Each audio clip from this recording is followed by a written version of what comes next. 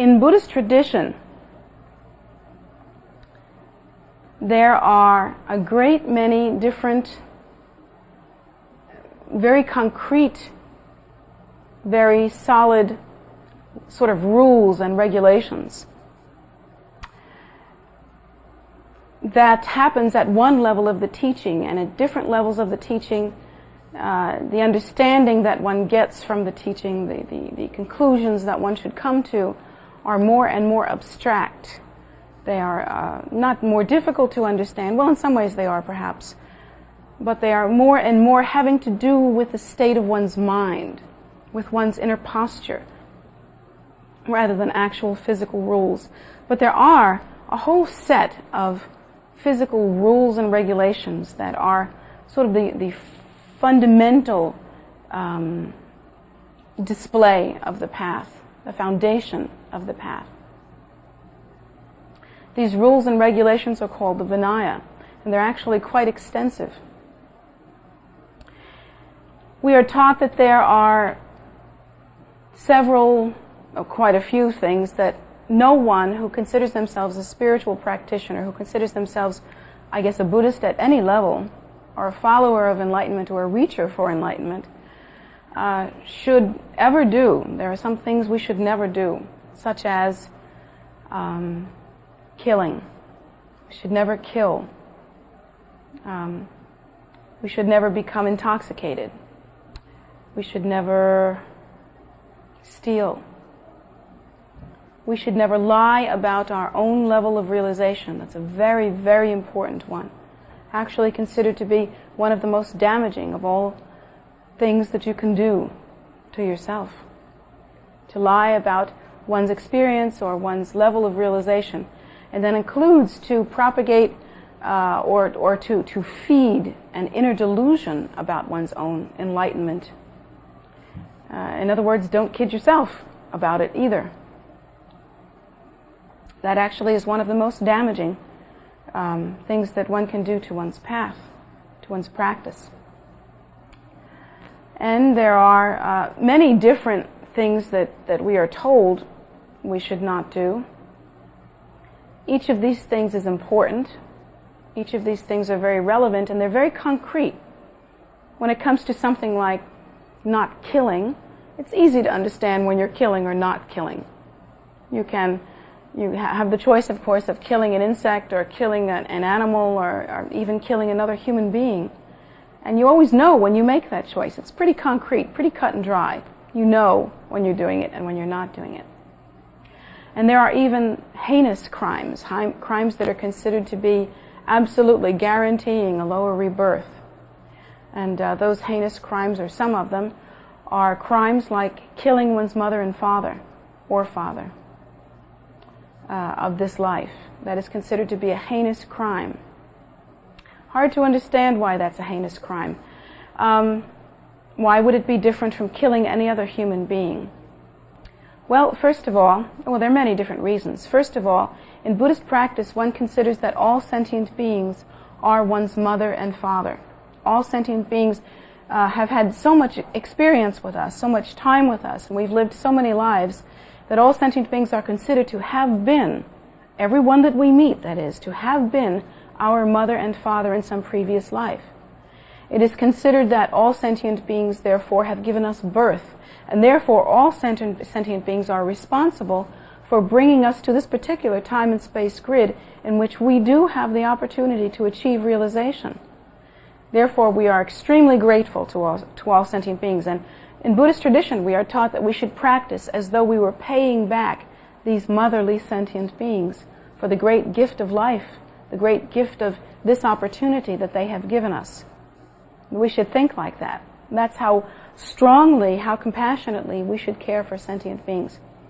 And perhaps another reason is that if we understand our true mother and father in a spiritual sense, we understand that our true mother and father is actually the Buddha nature, the red and white bodhicitta, the red and white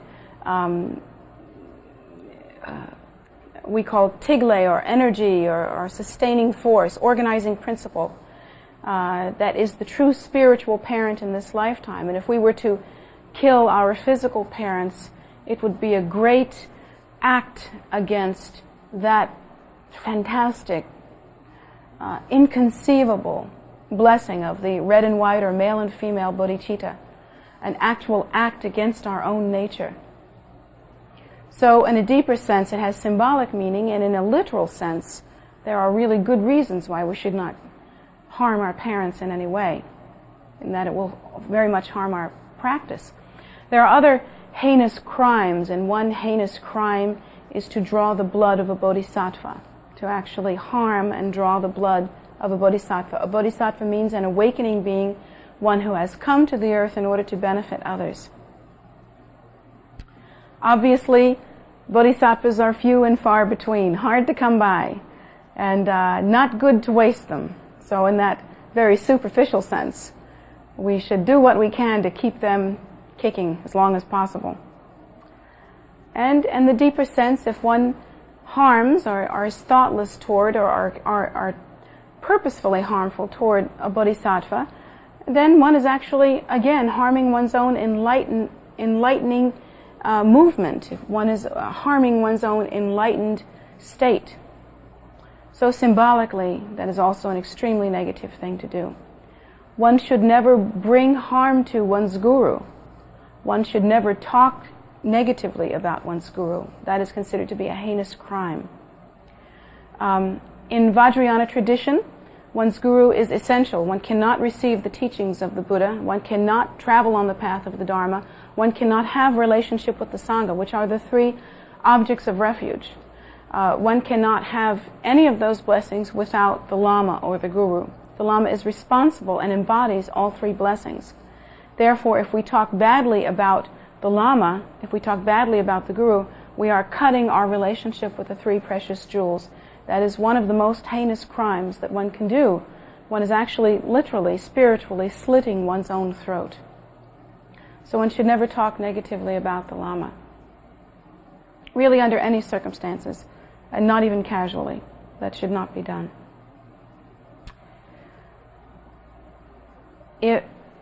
Another crime that one should never commit is to bring disharmony in the Sangha.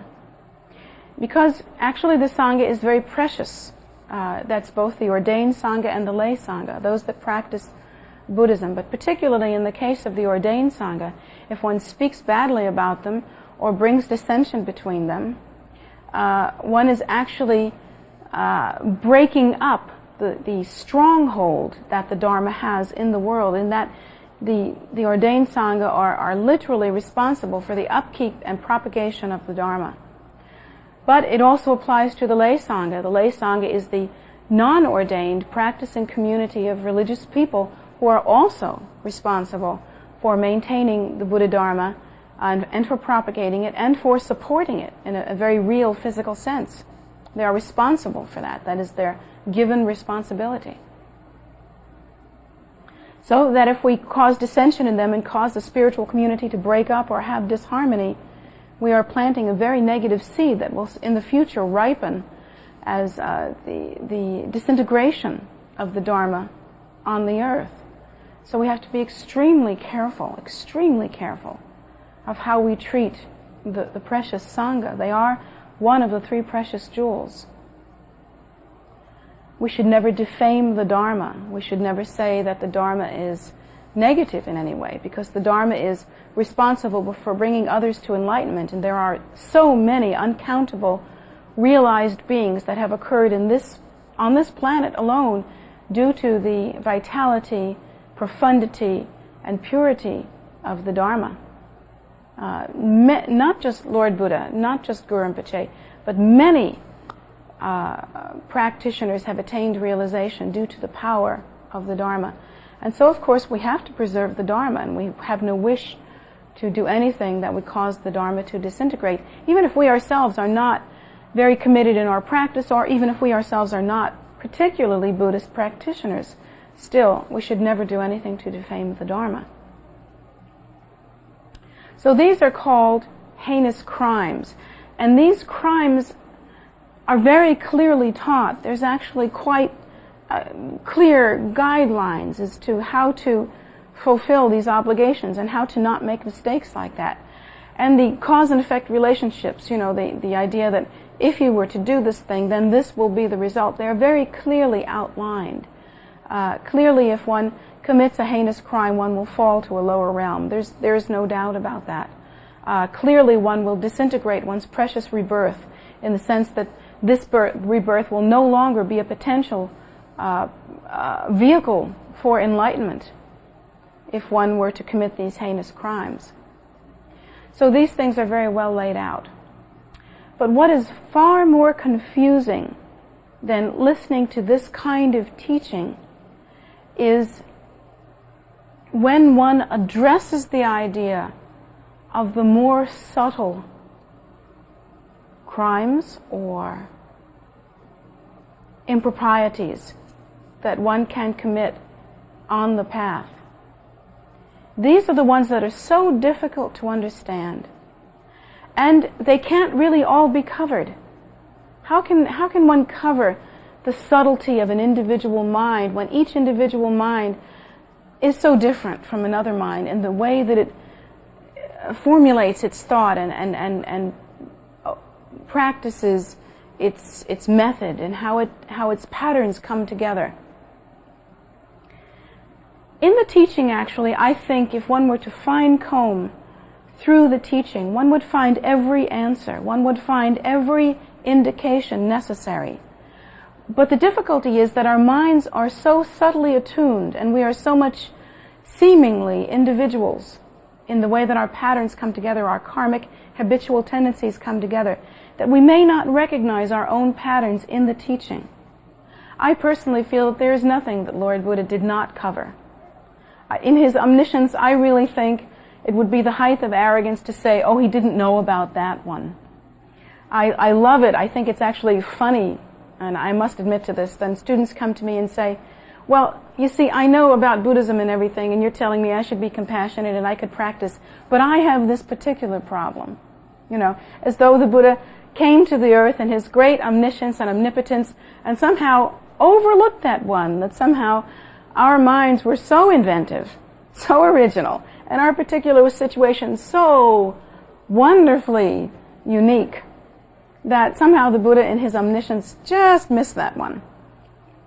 You may not find that as amusing as I do, but I find that pretty amusing since having talked to sentient beings for quite a number of years now and having been involved in spiritual consultation and just teaching sentient beings, I have noticed that each one that comes to me with a completely unique and individual story is very much like the last one I talked to. And, each one who thinks that his particular story is just so blow your mind, explode your brain different is basically speech number 42 in blue. It's, you had to be there, but it's kind of a funny thing. The difference is, though, that we may not recognize in the teaching the solution to our problems. This may be the problem. This may be what actually happens. And the difficulty is that we also don't have such great access to the teachings that we can pinpoint exactly, a problem in our mind, a thing that's happening in our mind, and then look for rule number 379 and find the answer. And then even if we could, our practice is not so sincere and not so determined and not so pure that having found the answer, we're really going to take it seriously and practice it. Actually, we would much rather continue with our problem and convince ourselves that we are unique. That seems to be more comforting to us in a bizarre way. Rather than applying the antidote, we seem to like to perpetuate the difficulty, because the antidote is a whole lot less fun. But the problem with that kind of thinking is that each one of us is really deeply responsible. And actually the religion of, or the philosophy of Buddhism and the teachings of the Buddhas and all of the enlightened and realized lamas that have engaged in practice throughout time is such that we are taught this is a religion of responsibility. This is a religion of personal, individual responsibility. That we should not think And there cannot be some external force that is holding a cosmic book somewhere up in heaven that is making little X's and checks in our book that will be totaled up on Judgment Day or at the end of time or at the end of this life, whenever that might be. That's not what this religion is about. We don't have a belief like that. We feel that what we are experiencing is a sense of continuum, a sense of the cycle of death and rebirth based on our own belief in self-nature as being inherently real and our holding to that belief in such a way as to create the illusion of continuum. And that actually what we are bathing in is our own mind stream, which appears to us to be kind of like a karmic pocket of cause and effect relationships that arise seemingly externally and affect us internally. That's what the illusion is. But in fact, that's not true. We are experiencing the content of our mind streams. We are experiencing the illusion of continuum, but it's only based on the belief in self-nature as being inherently real. Only self can actually move through time and space in such a way as to create the illusion of continuum. Therefore, the nature of our mind stream is the nature of our experience. Literally, if we are habitually inclined toward anger, literally we will find many things in our environment, and that is, again, the illusion that we are operating under is the idea of something being external as opposed to internal, as something being other as opposed to self. Literally, that environment will be filled with enemies, filled with things to argue with. We'll never run out of things to argue with. We'll never run out of problems. We'll never run out of issues. The angry person always has an issue to justify his or her anger. Always. And you can never fight with them about that. You can never argue that down. It's always the case. And they're always right.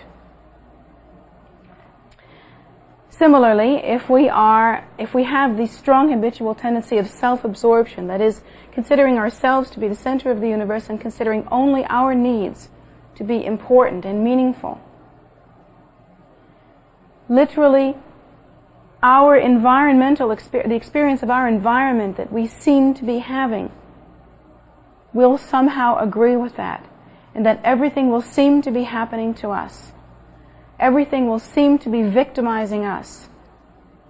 And similarly, everything will seem to be so much external that we will experience an intense loneliness. But that loneliness is only a reflection of our self-absorption. We are no more or no less alone or lonely or experiencing that kind of thing in a truer sense, in a more natural sense, than any other sentient beings. And obviously, some sentient beings feel extremely lonely and some do not.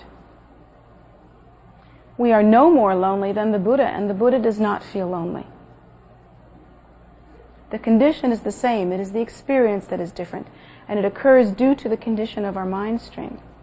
Well, now here's the rub. We are so convinced of the accuracy of our experience, we are so convinced of the validity of it, that we have no way to check up. We really cannot check ourselves up. We really have a very difficult time looking at ourselves and seeing if we are revolving in hatred at the moment, or generally. Because when we look at ourselves, if we have that habitual tendency of hatred, and if that is the experience that we are having, if that is the content of our mind stream, it will seem, no matter how hard we look, as though we are having experiences that require us to respond in a certain way. We must respond in a certain way. And there's really no choice. That if we don't respond in a certain way, we'll kind of be saps, or maybe we'll be unsafe. Maybe someone will really hurt us. It will seem as though we have to run, or that we have to be angry, or that we have to respond in a certain regard. Similarly, if we are involved in the tendency of habitual self-absorption, if we proceed with the intention of checking up on ourselves, we will become absorbed in our checking up. And we will become absorbed in our feeling about our checking up. And we will become absorbed in our response to what we see when we check up. And the self-absorption will merely continue. So it's very hard to examine one's mind on such a subtle level. Yet, the Buddha teaches us that this is a philosophy of ultimate responsibility, and that we must constantly check ourselves up. Well, how can we do that? It looks like if we try to check up whether or not the world is rose-colored, wearing rose-colored glasses makes it very difficult. How do we get past this habitual tendency? How do we get past the content of our own mind stream? Well, that's the catch-22. We can't until we begin to purify it. And it seems that we don't know how to purify it until we can see more clearly. Therefore, we have to rely on the teachings that have been given to us by those who have achieved enlightenment and have ripped off those rose-colored glasses, have seen our experience actually clearer than we, without taint. Because we cannot really see our experience in an impartial way. We're always caught up in our experience while we're trying to view our experience. Always our habitual tendencies will occlude our vision. Our karmic propensity will be the ruling force. So now we have to look to a teaching that comes to us from the mind of enlightenment. The Buddha tells us that all sentient beings have within their mind stream hatred, greed, and ignorance. Now this is not good news to us. We don't like this. This is bad news. And we don't even like to think of ourselves as having hatred, greed, and ignorance in our mind stream. Actually, it has become fashionable in this day and age with certain New Age philosophies that have come out, that to view oneself in that way is actually detrimental. The Buddha argues with that. Not so. Not so. We need to be accepting of the fact that all sentient beings have the habitual tendency of anger, of grasping, and of blindness, of inability to truly discern. Those things are also called hatred, greed, and ignorance. Anger, grasping, and the inability to discern. Now, hearing those different words, anger and grasping and the inability to discern, you know you have those. You don't like hatred, greed, and ignorance, I know, but you know that you have the other three that I've just renamed in my arrogance. And the Buddha teaches us that it is necessary to understand and accept that we and all sentient beings have that condition in order to be able to overcome it.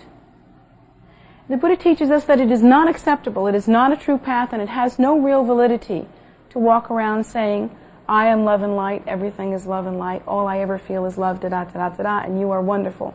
Kind of like, I'm okay, you're okay, and there's nothing to worry about. The Buddha teaches us that that kind of philosophy is kind of like putting a Band-Aid on an ulcer. For a temporary bit of time, it may feel as though you have overcome something, and basically it's going to feel about as good as covering up an ulcer with a Band-Aid so that you don't have to look at it anymore. But underneath that ulcer is still opened. It is still infected.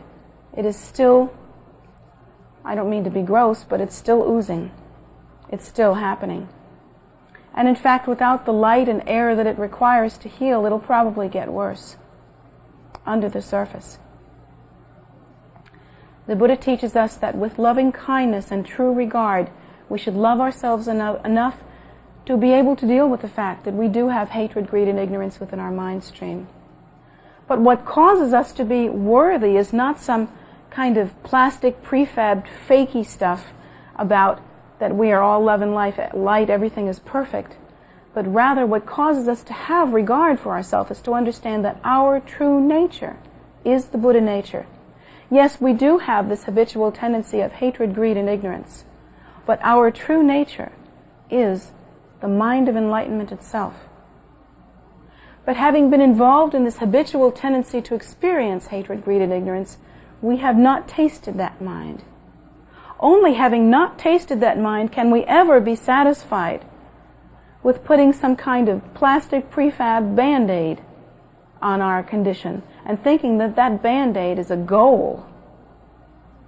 If for one moment we could taste that nature, just for one moment, to awaken to the luminous, pristine, pure, primordial wisdom state that is our nature, never for a moment would we be satisfied with anything else. One taste, one morsel would realize that giving ourselves anything besides meaningful practice and the meaningful experience of awakening is like being beggars eating crumbs under the table of a tremendous banquet.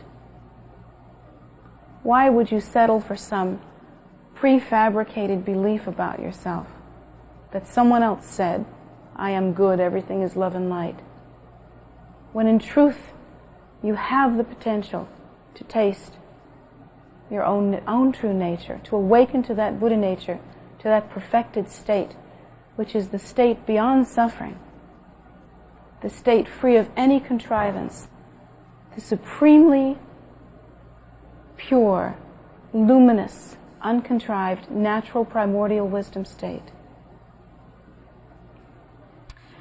But in order to taste that state, one has to deal with the subtleties of one's mind. One has to take responsibility for one's path. It will not do to sit around twiddling one's thumbs and wait for that state to appear. It will not come of its own accord because it's already here. How can it come of its own accord? You are as much the Buddha, you are as much in that nature as you will ever be. That nature doesn't need establishing. It's as big as it's ever going to get. It's as here as it's ever going to get. It is as naturally occurring as it's ever going to be. So what's the problem? The problem is our perceptual experience. It doesn't do to wait for that state. That state is established. What must be dealt with is our own perceptual experience, the content of our mind stream. And for that, only we can be responsible. We have to roll up our sleeves and dig in. We have to not only not commit the major and heinous crimes, but we have to deal with the subtlety of our mind. We can't slick on by whenever we have a hateful or judgmental thought. We can't play howdy-doody with ourselves and think that it's just okay to say, oh yeah, things are not so bad, things are great, yeah, I'm a really great person. That will never be enough, because you will never understand your nature. Your nature is the precious awakened state. That's true. But you are firmly involved in the habitual tendency of ordinariness, experiencing ordinary view, not awakening to your nature, not understanding. Therefore, go at that ordinary view. Break it up. Pacify it. Deliver it. Root out any hatred, greed, and ignorance from your own mind stream. Only you can know where the root is, where it actually begins. Only you can actually find it. You're the one thinking the thought. You are the one beginning the habit. You are the one letting yourself get away with it. You are the one. You're the one that's holding your perceptual experience in your hands, none other. No one else is responsible for it. Isn't that great news? Well, people say, yeah, sort of. What I'd like to think is that I can take a pill and then it will be gone. That would be great. Or I can say just the right prayer so many times, then it will be gone. Wouldn't that be great? No, it wouldn't. You know why? Because then maybe that pill wouldn't be available to you. Or you might not have enough money for it. Or whoever's doling them out might not like the way you look. Or maybe in order to wait for that pill, maybe you have to rely on a myth. Well, what if the myth's not true? Wouldn't it be awful not to know until it was too late? Till you had no more time to do anything about it? Ultimately, isn't it better to know that the key to your own enlightenment is in your hands? In your hands? You have the potential to say yes or no. That's your potential. You have the potential to practice. You have the potential to begin those circumstances that will bring about the precious awakening. No one can offer you your Buddha nature. No one can give you enlightenment, and no one can give you happiness. No one can do that for you. But the good news is that means that you hold the precious jewel in your own hands. You can. You can. And I don't buy the idea that you are so faulted, or so neurotic, or so addicted, or so weird, or so funny looking in some strange way, that you are the one exception to that. It's not true. You can make a decision to continue in your suffering, and you can make a decision to stop. That's what you can do. You can understand that cause and effect relationships are exacting, and that should you engage in hateful and judgmental thinking, that your life will be experienced as a hateful and judgmental thing. You should understand cause and effect sufficiently to know that if you continue to revolve in self-absorption as opposed to generosity, as opposed to truly caring in a compassionate way for the welfare of others, that if you should think like that, continue to think like that, that you will be the one who will be lonely. Understand cause and effect and get busy. The most difficult path, I think, that one can practice is this, which is the gentlest of all paths. This path of non-violence, this path of loving kindness is the gentlest of all paths. Nowhere do we have wars in this religion to propagate our faith. Never. It is the gentlest, the sweetest, the kindest of all methods of achieving realization. But it is the most difficult. And one has to be firm and courageous like a warrior in order to practice this gentle path. Because there are enemies, and the enemies are our own delusion. We have to be strong, and we have to gear ourselves up. About that, there is no question. And there is no other means. In the beginning, we must rely on the teachings of those who have achieved realization before us. They have told us that we have hatred, greed, and ignorance in our minds truly. We must accept that. They have told us that there are antidotes that we can apply, such as generosity and kindness, such as meditation and practice to pierce through ignorance, such as loving. They have told us that these are the antidotes. Therefore, in the beginning, we must accept that these are the truths about ourselves and these are the antidotes.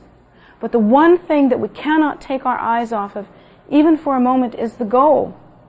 The goal isn't just to follow some rules. The goal is to reveal our nature as it is, as pure, as luminous, as natural, as all-pervasive, as innately pristine as anything could ever possibly be, and to the degree that we ourselves cannot understand how perfect that nature is. That's what we have to keep our eye on. That is the goal, to awaken to that nature. We don't think that we have hatred, greed, and ignorance just to chastise ourselves. There's a point to it. Because hatred, greed, and ignorance is not our nature. It is our habitual tendency, and it's very strong, but it is not our nature. Our nature is pure luminosity. Our nature is wisdom. Our nature is uncontrived primordial view. Our nature is the fully awakened bodhicitta, loving kindness. But to pretend that you have realized that nature, that you have awakened to that nature, to fake it, will only bring you further away from the goal. I'll tell you a secret. I've had several students, in fact quite a good number, that when they first came to me, the first thing that they said to me in private was how well they were doing spiritually. That they really felt a great deal of generosity and loving kindness, and that they were really special people, and that they had a vision and they had a mission, and my understanding of that was, well, yeah, as soon as we can get past that, we can get to work. And my efforts often with these students have been to, please excuse me, but pick that scab, pick that Band-Aid, just keep picking at it, picking at it, picking at it, until we can reveal the strong habitual tendencies that cause that person to need to fake it like that. Let's get at it. Let's get busy. Don't play that game with yourself, and don't ever play it with your teacher. To pretend that everything's all sweetness and light and you're just as sweet as you can be. Your nature is sweeter than you can ever fake, sweeter than you can ever pretend, and it has nothing to do with the way you act. It has to do with the posture of your practice. It has to do with how strongly you root out the age-old, many ages-old, habitual tendencies that we all share, and purify the mind completely until that nature in all its glory is fully revealed without faking it.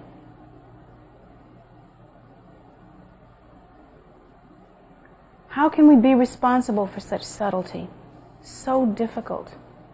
We have to spend time looking inside, really examining.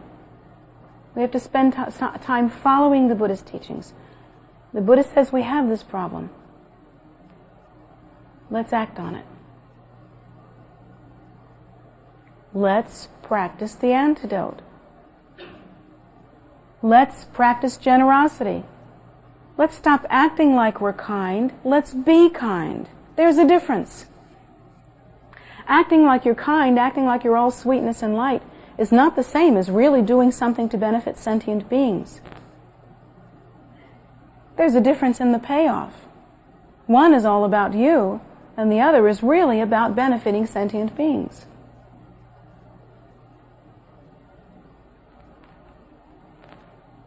And let's stop acting like all we ever feel is love and light. Let's get at the root of our mental disturbance. Let's examine the cause of judgment and hatred. Let's root it out.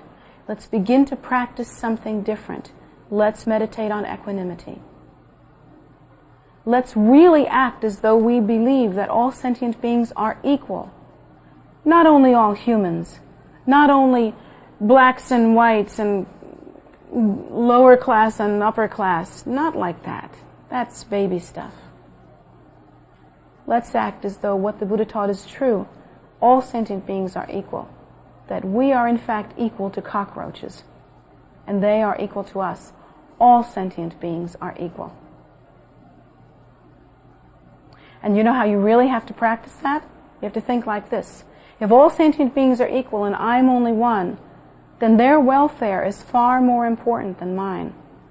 Best I stop thinking about myself so much and get busy benefiting them.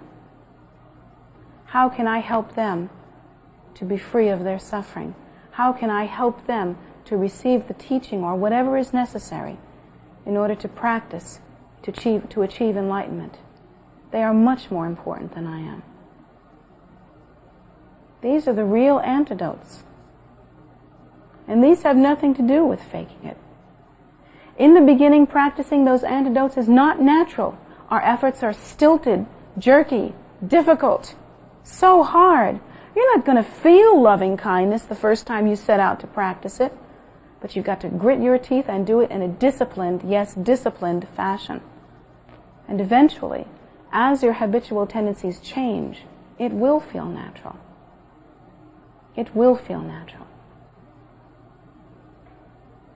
But in the beginning, love is a discipline. And the mind must be disciplined to practice it.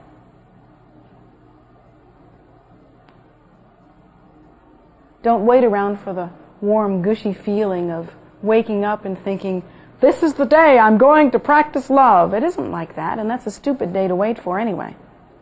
First of all, it's never going to happen. And if it does, it'll last about 10 minutes until, the kid drops a bowl of cereal on the floor, or something horrendous happens.